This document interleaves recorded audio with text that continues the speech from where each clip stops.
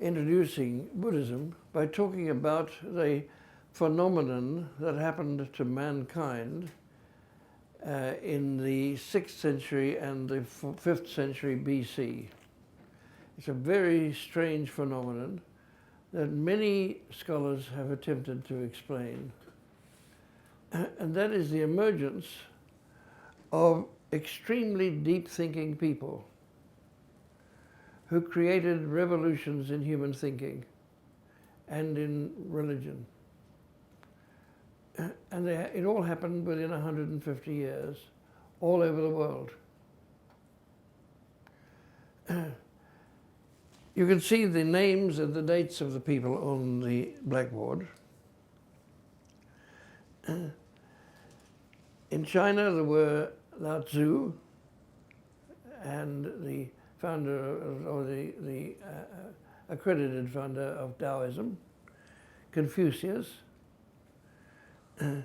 In Greece, a number of great thinkers, starting with Thales of Miletus, the father of modern Greek modern thought, the first person to challenge all accepted thinking in tradition, and of course followed by Heraclitus and Socrates. Why did they all live all over the world in this short period of time? It's a very interesting question, which many people are still trying to answer. The most obvious answer is that it's an evolutionary phenomenon coming from the development of writing and the accumulation of human knowledge. But a more extreme view is that it may be due to external influences. These ideas have been put forward by a number of thinkers, notably by Velikovsky, but supported by some great scientists like Einstein. And that is the possibility that radiation from outside, possibly from sunspots, affected the human brain during that period, so that a number of brains developed with greater facility and greater number of connections than later brains. This is a curious phenomenon involving Einstein, because Einstein's brain has been kept and studied in Canada, and it's found that he has twice the number of connections of the average human being in his brain. So there may be some way in which phenomena can create that extraordinary brain. Be that as it may, the thing that these thinkers had in common was they challenged accepted thinking. We're going to start by talking about the way in which the Lord Buddha did that. The Lord Buddha was born a prince of a small kingdom in the Himalayas. He was educated, he grew up in a life of relative comfort, married and had a child. And then, apparently in his 20s, he suddenly decided to abandon it all and become a beggar. And he traveled throughout the length and breadth of the Ganges, looking for people who could give him thoughts that were provocative, stimulating ideas, and could enlighten him. For he was searching for the meaning of human life, for the meaning of creation. Now that is, of course, the basis of Hinduism. It is a study of the total meaning of all creation. And the search for truth and for enlightenment, the search for the vision of an existence which is external to us and is eternal, that is, of course, the basis of Hinduism. So, to begin with, the Lord Buddha was not departing from Hinduism, but he began to do so as he became more and more resistant to organized religion, and in particular to two aspects of Hinduism which he couldn't accept. One was the caste system. Now, as a prince, he was actually in the second caste, for the highest caste were the Brahmins, the priests. And princes were always under the thrall of orders from Brahmin priests. But that is not likely to be the reason he rejected it. It is much more to do with the creation of a material value which was not eternal, which is not meaningful.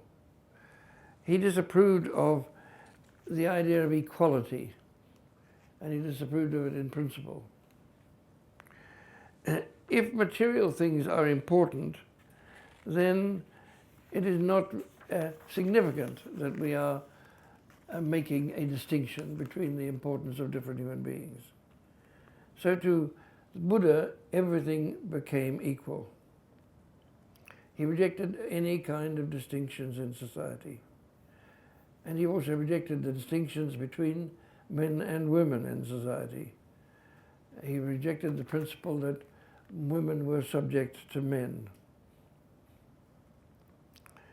And he also rejected the idea of organization of religion.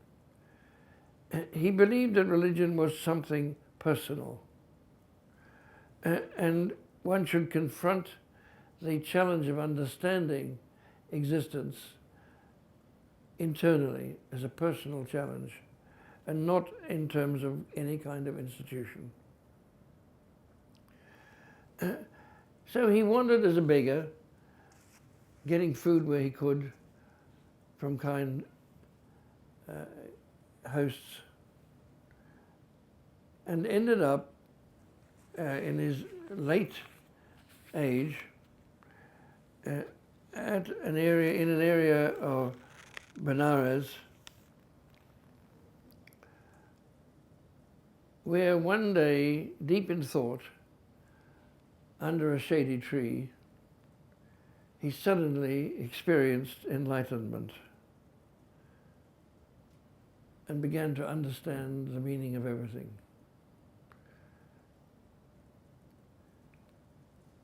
The tree he sat under was called a Bodhi tree, B-O-D-H-I.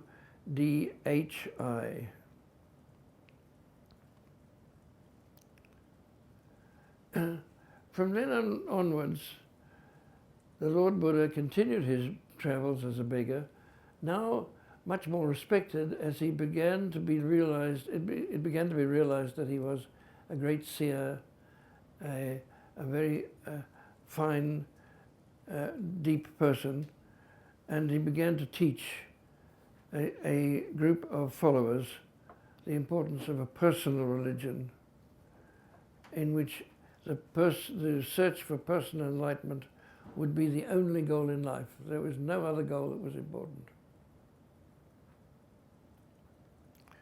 Because he was seen as a leader, he felt the need to try to develop some rules that would lead them more easily towards the enlightenment that he had achieved. And so the rules began with the need to speak correctly and never mislead people, to have aims in life which avoid all aims which are incorrect, to undertake actions which are positive and not negative actions, to earn a living in a way which brought no harm to any other human creature, including animals and birds.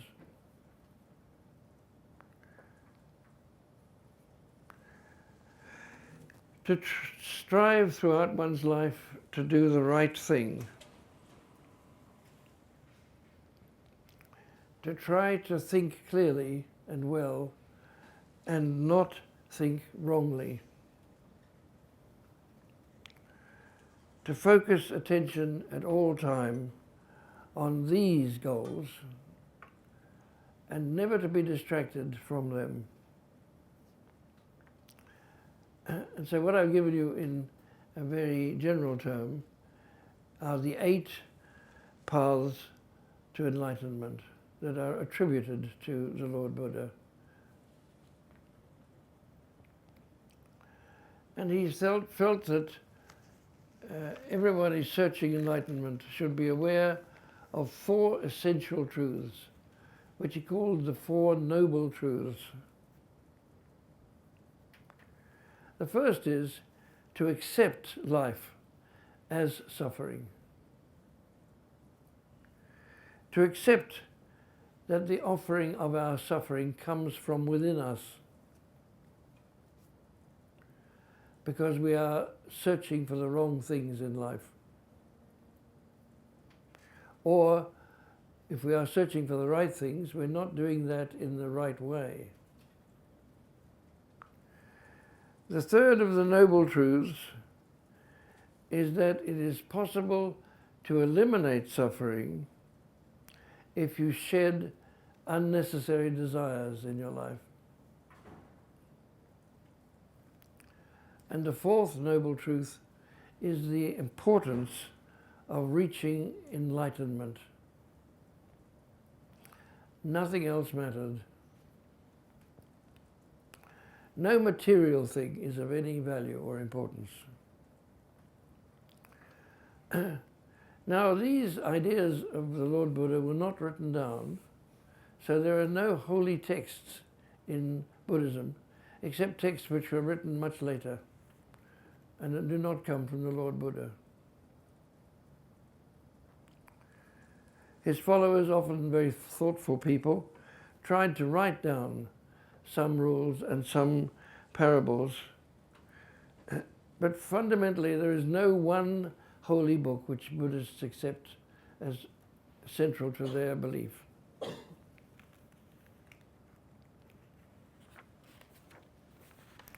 What the Lord Buddha was aiming at was the simplest religion that a human being could achieve.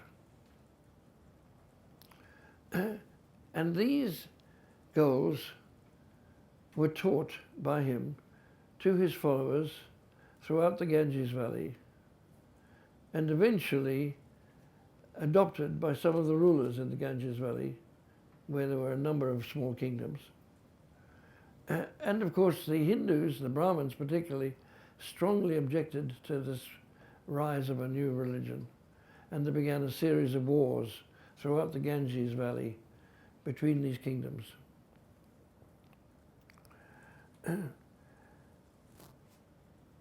Now, the first architectural challenge to the Lord Buddha came when one of the great kings, one of the main kings in the Ganges, who was defending Buddhism, was killed in battle.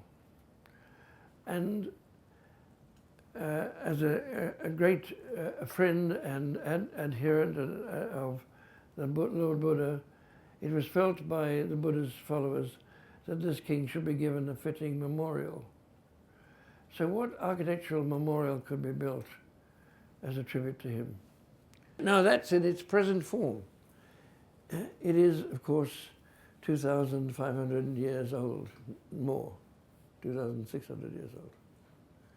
So it's thought that it is only what's left of the memorial, that it was larger originally, taller probably. But fundamentally it was that kind of memorial. That is, it was a mound of earth plastered over. And that is the only architecture that the Lord Buddha is known to have approved of during his lifetime. In the foreground of this slide, you can see there's a white circle around a mound of earth, a small mound of earth.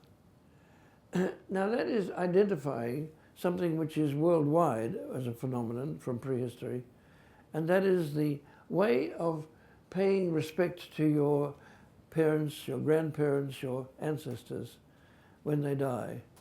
In traditional societies in many parts of the world, you created a mound of earth over their ashes. They were cremated, and then their ashes were put in a bowl or a vase or a jug, and that was buried inside a mound, a small mound of earth. The reason it's so close to the house is partly affection and partly because it was thought that as they were reincarnated, they would bring protection to their descendants and bring protection to that household. And so there was this tradition which the Lord Buddha had grown up with of commemorating someone who died with a mound of earth. And all that the Lord Buddha did was to increase the size to commemorate the importance of the person who was being honored. Inside such a mound, sometimes they're faced with clay, sometimes they're faced with plaster, sometimes faced with stone. And inside there was nearly always some sort of a small chamber where the ashes were placed in an urn. So we get a very good indication here of what the Lord Buddha would have thought about architecture. And that is that it should be as simple as possible. He was against any kind of material display. Now, when the Lord Buddha died, a great mound was erected, of course, by his followers to commemorate how important he had been as an influence in their lives. And this mound of earth was then faced with stone to protect it. 200 years later, a great emperor, who was, of course, a Buddhist, because Buddhism gradually spread throughout the northern India, called Asoka, one of the greatest of all emperors in history, one of the most enlightened. Asoka decreed that the urn containing the Buddha's ashes should be opened from the original mound of earth, and the ashes divided into 12 parts and sent to the furthest limits of his kingdom of northern India, so that 12 memorial mounds could be built to commemorate the Lord Buddha, and each of these would become a pilgrimage site for the followers of the Buddha. And so here is one of them at Sanchi. The original one, and it's thought, and the most historic one is in Benares on the Ganges. This one is in Sanchi. It was enlarged in size over the centuries, but basically it's the original form of the stupa by that time. That is about 250 BC. And it has, you can see, a raised platform from which the stupa rises, and around the edge of the platform is a railing which allows people to, which indicates that people are allowed to circumambulate around the stupa at that level. And flights of stairs lead up to that railing. At the top there is another railing which surrounds the symbolic shrine of the tomb of the Lord Buddha, that is the urn in which the ashes are placed. Actually, we know that they are placed much lower down in the stupa, but this is a symbolic container for the urns, surrounded by this railing at the top. And above that are 3 umbrellas. Why 3? Of course, the umbrella is an honorific, isn't it? We know in ancient Persia and in other ancient civilizations, the king, the ruler, and the chief priests would always have an umbrella carried over them. So it's an honorable thing to be shaded by an umbrella. But the Buddha merits 3 umbrellas because of his great influence on society. The whole enclosure is approached through a gateway. You can just make out the gateway in the middle of the slide. It has 3 beams over the top of it, just to echo the 3 umbrellas over the tomb of the Buddha. And there's another railing around the whole enclosure. And so the way in which a pilgrim would pay respect to the Buddha would be to enter through the eastern gate, that is the gate of where the direction of the rising sun, and circumambulate to the north, to the west, to the south, and back to the east. And then go in inside the enclosure, up the stairs onto the raised platform and circumambulate again in the same way. And this circumambulation was the physical, active way of paying respect to the memory of the Lord Buddha. Now, why would there be other mounds?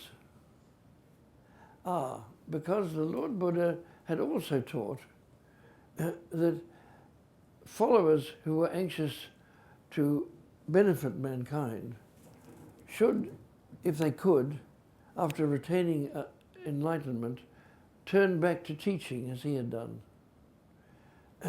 and forego the chance of escaping reincarnation by continuing to live for another decade or two as teachers. These disciples, these followers of the Lord Buddha, who turned back from reincarnation, from escaping reincarnation, I should say, they are called bodhisattvas, the followers of the Lord Buddha. And bodhisattvas also merited some honorable tombs. And so we not only get a large mound when we have the 12 sites with the ashes of the Lord Buddha, but we also have smaller mounds around them to commemorate each of the bodhisattvas. They generally merit only one umbrella.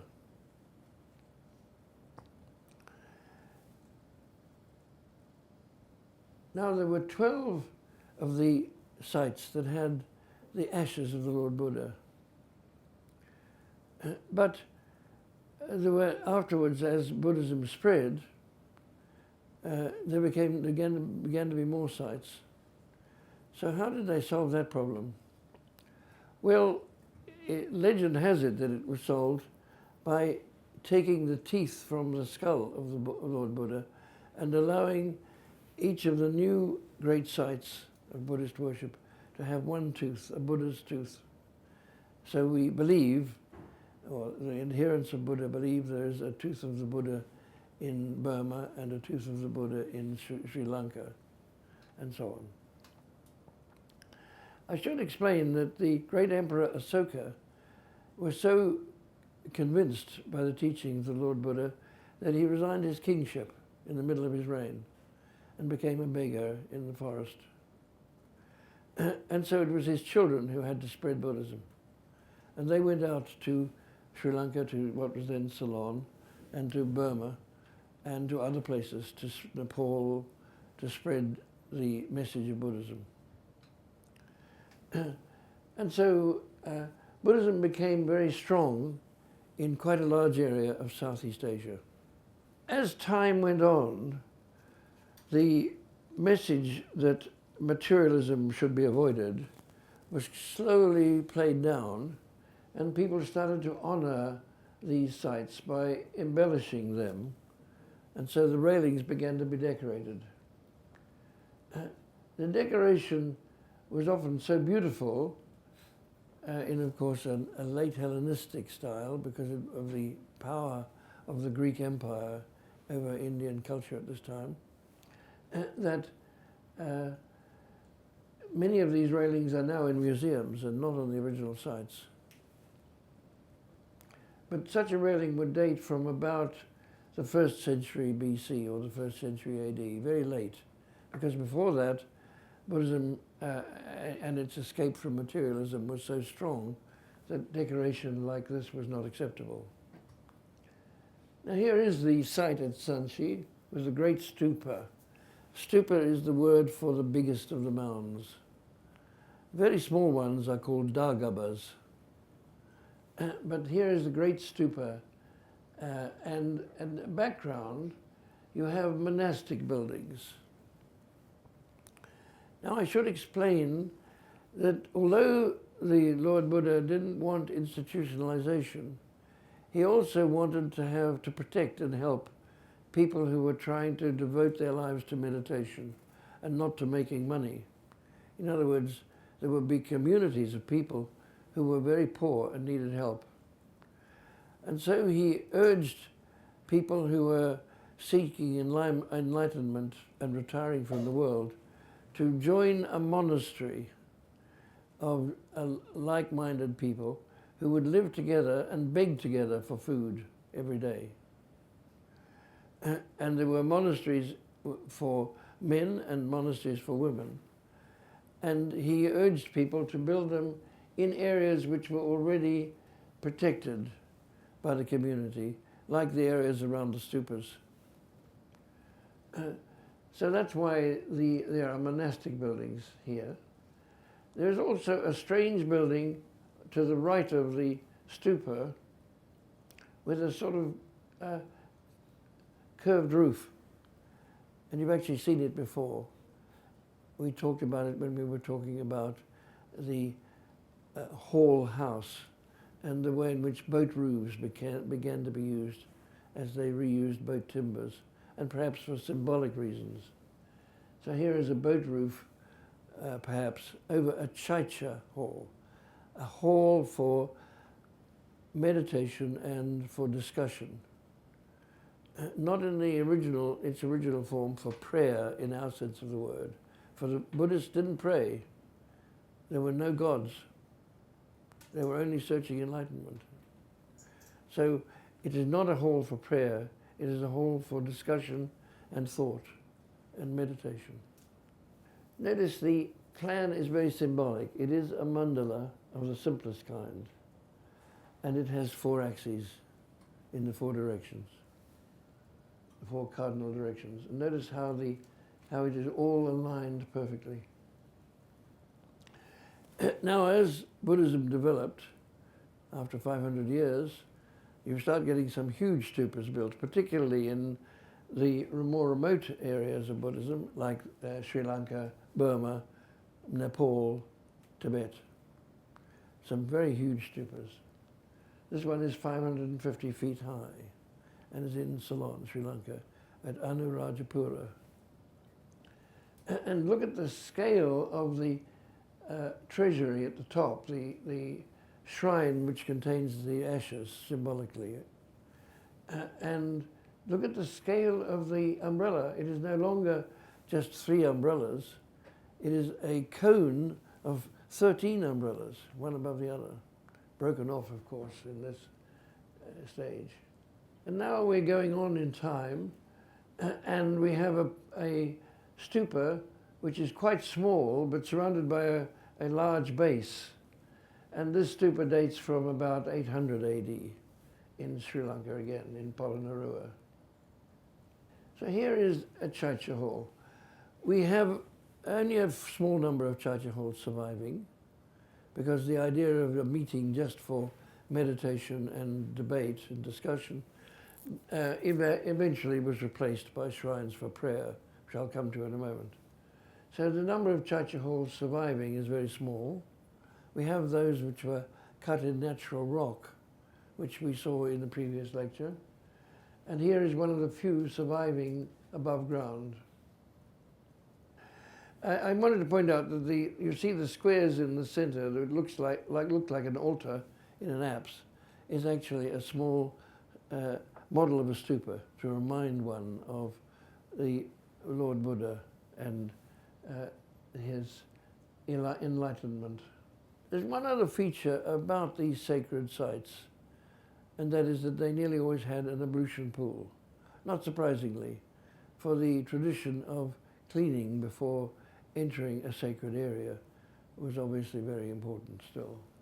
Now there were a huge number of rock-cut sanctuaries, including chaitya halls, and also including places for refuge. They were monasteries in a way, in which one had a chance of escaping the rain and the cold. And many of them were rock cut. and luckily they survive quite extensively in India. Later on, these rock-cut shrines or these rock-cut shelters become very elaborate and have highly decorated columns and even representations of the Lord Buddha and other associated deities. Now the Lord Buddha becomes a kind of deity at that stage. Next. And sometimes these caves become multi-storied, still cut in natural rock, and obviously representing that originally there must have been 3 or 4 storied built monasteries.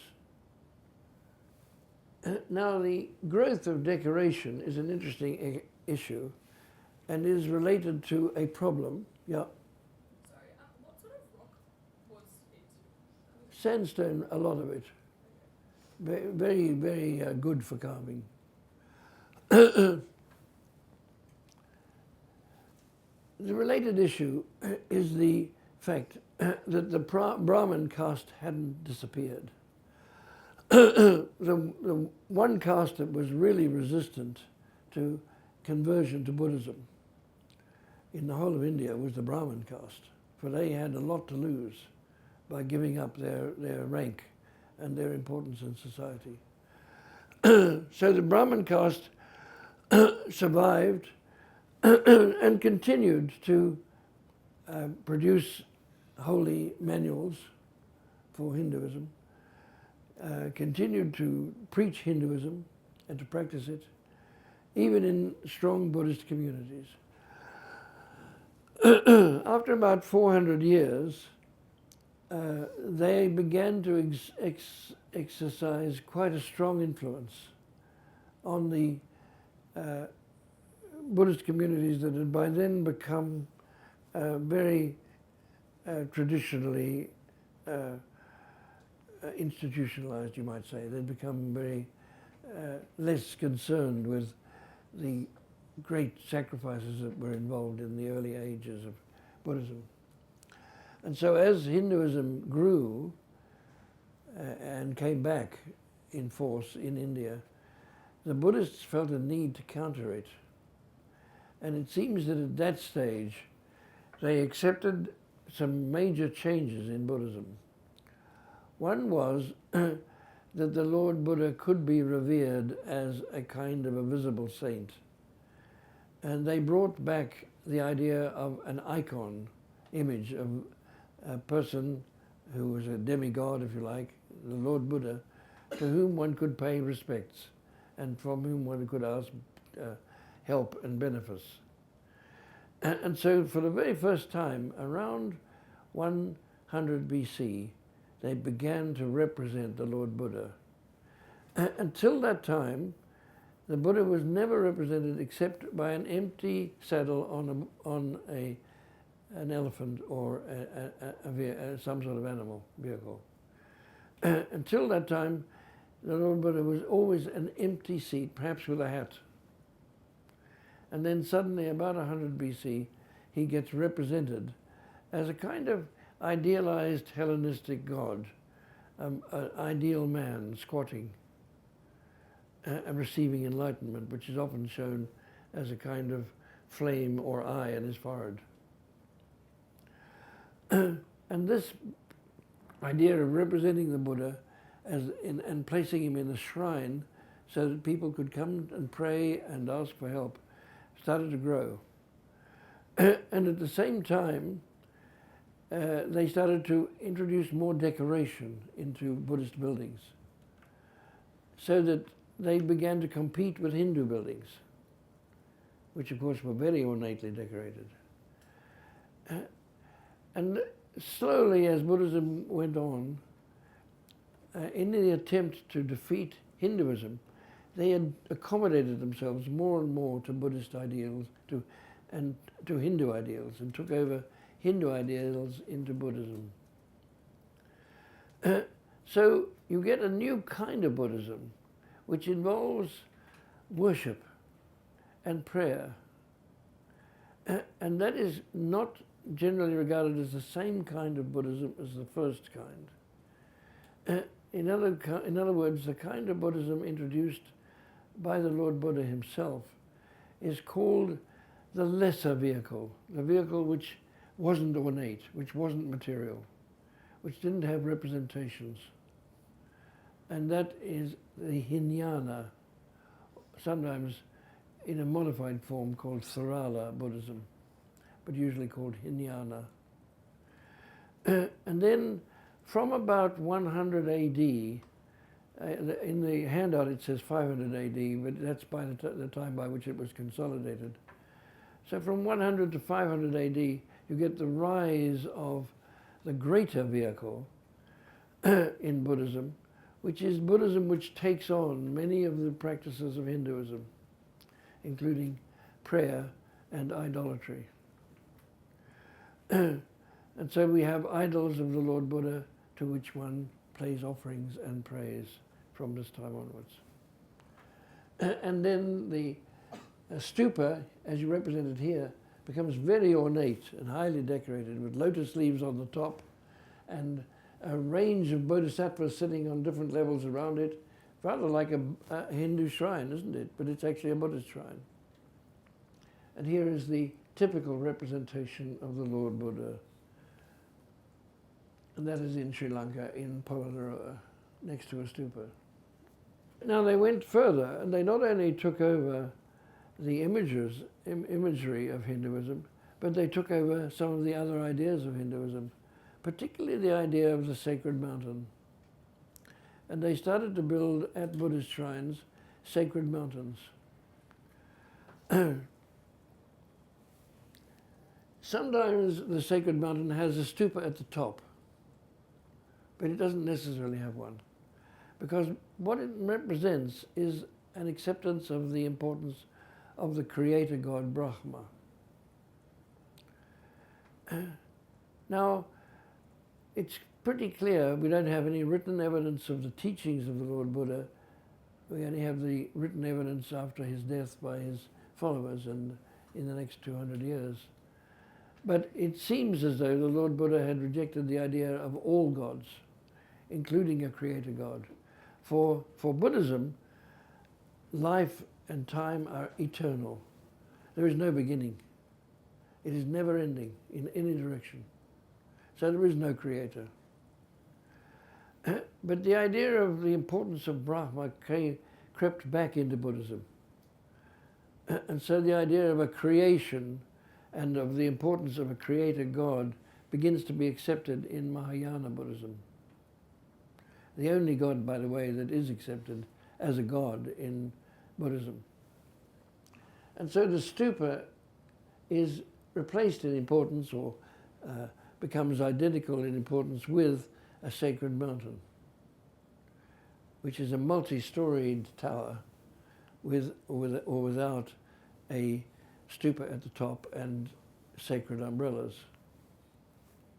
Now here is an 8th century Hinayana stupa from Ceylon, because Sri Lanka, or Ceylon, did not become, strictly speaking, a Mahayana Buddhist country, but remained a Hinayana or Tharala country. But the fact is, the influences were so strong from other Buddhist countries that the concessions are being made.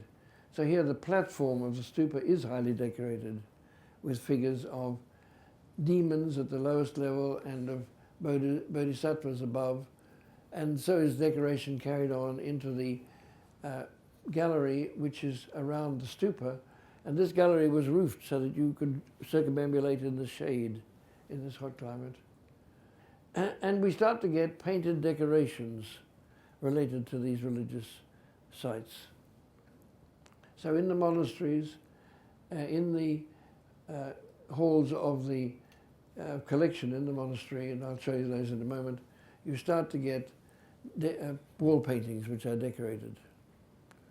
And they represent the various festivals and pilgrimages of the year. Now, as far as the actual earliest Buddhist buildings are concerned, that we know of that are buildings in our sense of the word, we don't have any standing above ground, but archaeology is beginning to reveal them.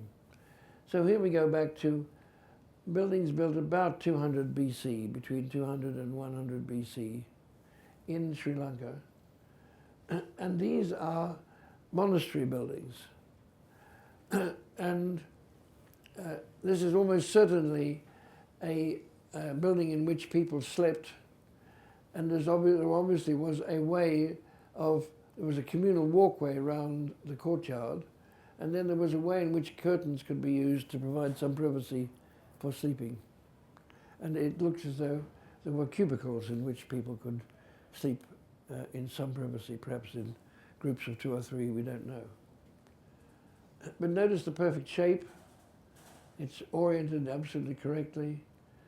It is still a religious building, but in the most simple way you can imagine. It's hard to imagine a simpler building for a monastery, is it? Next. When we come to the dining hall of such a building, it is again extraordinarily simple. It has a rice bin. That's clear that at the top there, where you see there are a number of extra columns, that's clearly the base of rice bins for the storage of rice for cooking, and presumably the cooking took place in the courtyard, and this is where they ate.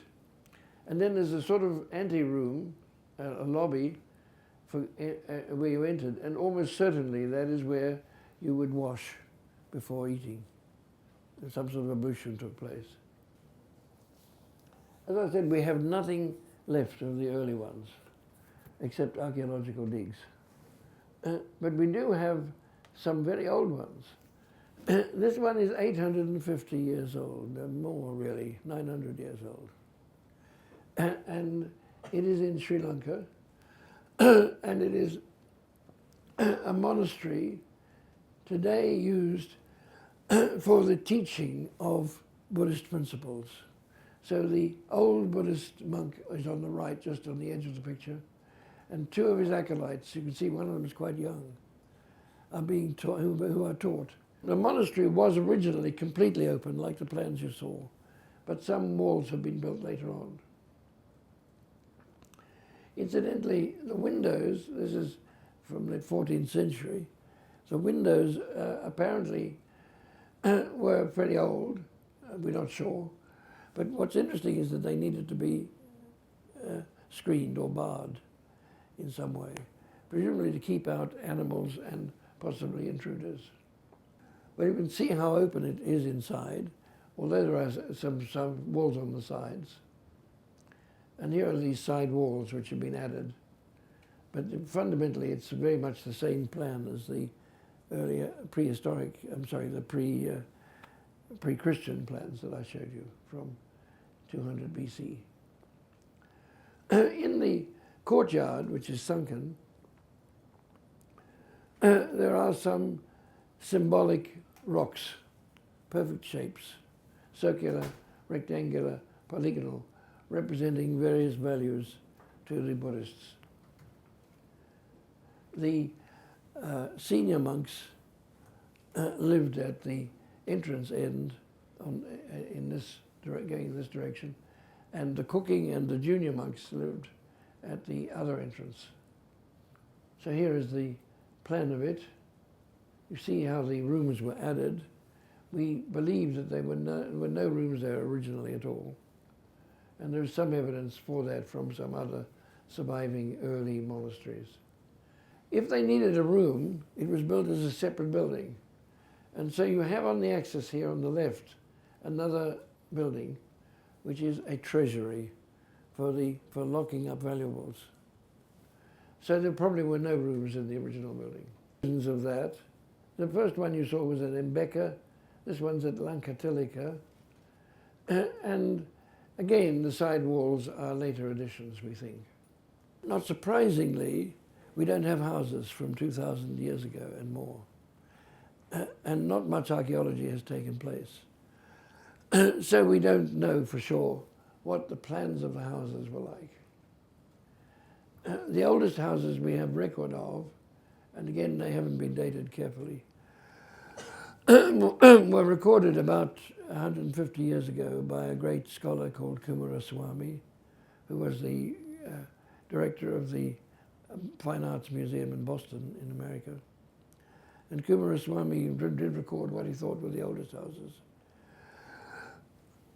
And what you can see here is that they had a grain store on columns like the ones I showed you in the archaeological dig, and the courtyard, and they were very open except for 2 rooms. Now, whether those 2 rooms are later additions or not is debatable, but we probably have to accept that they are practical additions. One would be for sacred vessels and a treasury, and the other would be a dark room for women's childbirth and for the use of women in dressing. That comes from Hindu tradition, as I told you last week, and so it's quite likely that they are the original rooms in the house. So the room was completely open except for those 2 rooms. The house was completely open. Well, we can go to a number of houses today which are very old and have the same basic plan. And here's one. It has a central entrance, and when you get inside it has a court with a planted tree in it. But of course it has additional walls on the side, which are possibly later. The main family living space is at the back, and there's a rear wall giving out to an open-air cooking area. People also dress very simply, as you can see. And all those people live in that house. What is really interesting is to look at the way the building is built, because characteristic of Buddhist architecture is very direct and simple building. So here you see it's a complicated door in that it's a double door, but if you think about it, it's amazingly simple. Each door has the hinges, which are pivot hinges, carved out of the same piece of wood. So it's one piece of wood on either side. And then the lock is a double lock, a sliding wooden bolt. And there's a one single lintel beam at the top into which the 2 pivots go. I'll show you an even simpler one in a moment. So here's another house which we can date. I did a lot of work on this building, and so it was built in the beginning of the 19th century, so it's not so old, but it is a very good example. The drawings of it are in your handout, in your reader. It has a very simple open plan too, with a courtyard in the middle, and it has rice bins at one end, now screened by a wall, unfortunately. And then it has 2 rooms, probably the same use as the rooms in the previous house, the 2 rooms. So one would be a treasury and the other one a dark room. It has a main entrance, in this case on the side, and a rear entrance for the workmen at the far end, on the right-hand side.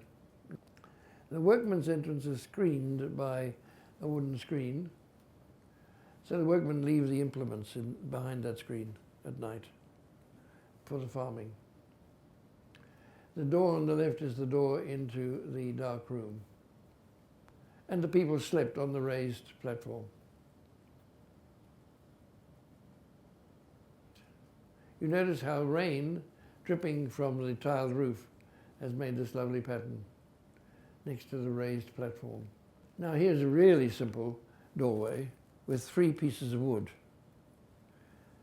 One door with pivots which are actually carved out of the same piece of wood, and then a vertical to lock the door against, and a horizontal beam resting on 2 projecting corbels. It's deliberately simple, isn't it? It's willfully simple to make the point. Now there's a curious phenomenon going on in a place like Sri Lanka or in Nepal or in Burma or even in Tibet, and that is you're starting to get a mixture between Hinduism and Buddhism. It's inevitable, isn't it, after 2,500 years. So the Hindu houses I showed you last week they're very old Hindu houses, 300 or 400 years old. They have something of the simplicity of the Buddhist houses, don't they? And the Buddhist houses have a little bit of the complication of a Hindu house. The 2 religions influence each other. In fact, Mahayana Buddhism is not that different from Hinduism. Both of them are interested in enlightenment. Both of them are interested in studying the whole of creation and the whole of eternity. Both of them believe in reincarnation. Both of them believe that salvation comes from escaping reincarnation. They have very many values in common. The main difference is that the Hindus worship many deities, but Brahma is the most important. And the Buddhists tend to not worship deities, but simply to pay respect to them. But it's a very subtle thing. Now, what about very big houses? Well, obviously the lord of the manor, and there were many regions in places like Burma and Sri Lanka where lords grew up who controlled vast territories and estates. They would have very large houses. They would naturally be the judges and maintain the law. And they would even perhaps have a small private force to enforce the law. But in order to accommodate all these activities, the house was quite large. So here is such a one called a walawa in Sri Lanka. It's got some later columns added in colonial times, but basically it's a huge courtyard, open house. The openness you can see on the left very clearly has been somewhat intruded by occasional walls, but fundamentally everybody lived and slept around this courtyard. But because it was such a large scale, there is enough room in the covered way for an upper story to be added, a mezzanine floor. And that was very convenient because in the mezzanine level you could actually accommodate things like rice bins. See, up high above that entrance there's actually another storeroom, and that's a rice bin. I think the problem was that Buddhism really appealed to very deep thinking people, and they wanted to strengthen their hold on the community by appealing to popular taste. And they felt the only way they could do that was through imagery and making the buildings more appealing and making people more aware of the religion, popular people. Why would they need to strengthen their hold? Like, the aim of the religion to Well, Buddhists were opposed to institutionalized religions, and they were opposed to the caste system. So they didn't want to see it come back, you see. I didn't mention that, in fact, Buddhism ended in a series of conflicts in India and was effectively exiled from the whole of India by the 800 AD period, and was only allowed back in the last 100 years. And now, of course, Buddhists do pay pilgrimage to Benares and to other shrines from China and Japan and other countries. But for a long time they were discouraged from doing that by the Indian government, yes. I had a question about the courtyard and the house. So I take it doesn't have any ceremonial purpose in the same way as the No, house? no, it does not. No, there's no formal ceremony originally in Hinayana Buddhism. Everything is internal to you and your own way of doing things and thinking. So there was nothing ceremonial about a house in Buddhism. That's a good question. Any others? Well, yes. And do they use the courtyard usually for cooking, or cooking's outside, or is it variable? It's variable, I think, yeah. Just because I wonder, because the rice bins are always inside, so I wasn't sure. Well, I think it's to protect them, perhaps partly, yeah.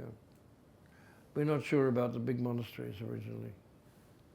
Well, when you come to Mahayana Buddhism spreading out into the neighboring territories and as far away as Philippines, Vietnam, and Indonesia, and of course I'm not going to deal with China in this lecture, but later on, what happens basically is that you are exporting a very ritualistic kind of religion, which has a big appeal to the popular taste. And so the architecture now becomes very demonstrative of sacredness. So the stupa becomes a kind of ritual structure in which you have a high platform decorated often with sculpture, stepping up to a very elaborate sort of stupa. This one has got a strange shape, and then crowned by 13 umbrellas with a great shrine at the top of them. And that's very characteristic of the way Mahayana structures were built outside of India. And similarly, the plan is frequently very elaborate, a whole series of steps up to the central stupa. But surprisingly, it gets even more elaborate in Nepal and Tibet, because now you start to identify the stupa with the Lord Buddha himself. And so the shrine at the top of the stupa grows eyes, acquires eyes, which look out at the visitor in a rather forbidding way. And there are an infinite number of smaller shrines around the stupa to bodhisattvas, and also shrines to other important dignitaries and so on. Look at the amazing way in which the umbrella is handled, a series of umbrellas at the top. And here's a more ancient one, but still with growing the presence of the Lord Buddha in the stupa itself. And I've already talked about in the first lecture about the proliferation of the sacred mountain idea, and of course the stupa becomes naturally a sacred mountain quite quickly. First of all executed in stone and brick, and later on executed in wood. So that there begins to be an ambiguous relationship between the 13 umbrellas and the whole of the sacred mountain. Well, here is the proliferation in Burma. This is in Rangoon. And you see the shrines of the bodhisattvas around the base of the great stupa. And then the great stupa containing the tooth of the Lord Buddha is approached up an infinite number of steps and is decorated with, of course, a lotus decoration at the top, and above that, rising straight out of the stupa, the 13 umbrellas, and the whole of it covered with 1/4 of an inch of solid gold. And so you can see here the attempts that the Mahayanas are making to convert ritual structures out of what was meant by the Lord Buddha himself to be unpotential, simple reminders of holiness and nirvana. And now they become ritual structures of a monumental size and very materialistic. Now, as I mentioned before, in Java, in Indonesia and in Southeast Asia, Hinduism and Buddhism spread more or less continuously during the first centuries of the present era, of the Christian era. And the result was you get areas which were Buddhist and areas which were Hindu, and there was a lot of conflict between them.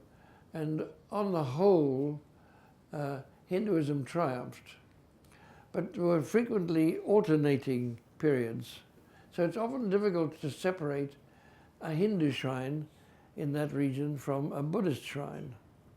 But here you can see we have clearly a Buddhist shrine, for it has a stupa at the top, doesn't it? And it has also a 4-axial plan, a biaxial plan. So it's not approached on a single direction like a Hindu shrine. It's approached from the 4 cardinal directions. And it has this symmetry which is crowned by the stupa, and above it the representation of the 13 umbrellas. So clearly that is a Buddhist shrine in Middle Java, from something like the 5th or 6th century AD probably. And we have, of course, one of the greatest of all Buddhist shrines in Borobudur. And Borobudur has this amazing approach to the central stupa, in which you have, first of all, at the very bottom, 2 levels of representations of demons from below the earth, and then 6 levels of representations of lesser bodhisattvas. And then focusing on circles, 3 levels of great bodhisattvas, and then the central stupa, and above it a representation of a high number of umbrellas. Now let's look at just one detail of that. So each one is actually a Dagaba. When we go up to Cambodia, where we have the best surviving evidence of these buildings, because they were built in stone in Cambodia, you see, again, this is clearly a Buddhist shrine. Although there is no stupa in the middle, actually it is still biaxial. And you approach up through a series of levels of bodhisattva shrines, which in this case are rectangular, but have a multi-story to the roof, to the central shrine of which the top roof is missing and may have had some stupa shape on it. And then we come to the most famous of the great shrines in Angkor Wat in Cambodia, the Bayon. That is famous because it was really, there's no question it was originally meant to be a Buddhist shrine. And it has an infinite number of smaller shrines to bodhisattvas and a great stupa in the center covered with smaller shrines. And all of them have faces that are thought to represent, meant to represent the Lord Buddha, but actually seem to represent various bodhisattvas and possibly members of the royal family. And so there's the approach to that. And you see how the stupa has now been covered with other shrines. And so have the umbrellas at the top. And there's an infinite number of rising sacred mountains representing the smaller bodhisattvas. Very beautiful building, but a long way away from the Lord Buddha's conception of what architecture should be. Now that's a very quick summary of Buddhism to begin with, but we'll be coming back to it again when we talk about Chinese architecture, and Japanese too.